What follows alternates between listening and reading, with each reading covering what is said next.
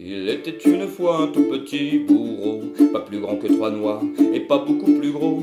Des hautes basses œuvres était exécuteur, et pour les basses œuvres était à la hauteur. N'avait jamais de trêve, et jamais de repos, car en place de grève, il faisait son boulot. Pourtant couper des têtes, disait-il, ça m'embête, c'est un truc idiot, ça salit mon billot. Pour nourrir ma vieille mère, je saigne Paul ou Pierre, un geste un peu brutal, mais sans penser à un mal sentimental. Bourreau, aïe aïe, aïe aïe.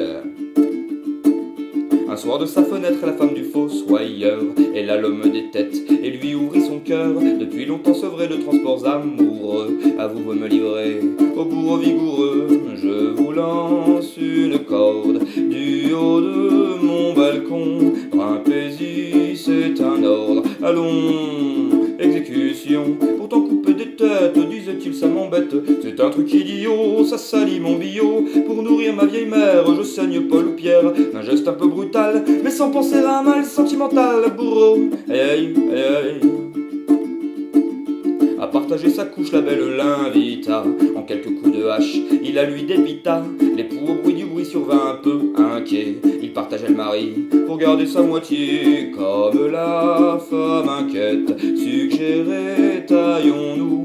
Il lui coupa la tête et se trancha le cou. Pourtant couper des têtes, disait-il, ça m'embête, c'est un truc idiot, ça salit mon billot. Pour nourrir ma vieille mère, je saigne Paul ou Pierre, un geste un peu brutal, mais sans penser à un mal sentimental. Bourreau, aïe aïe, aïe aïe.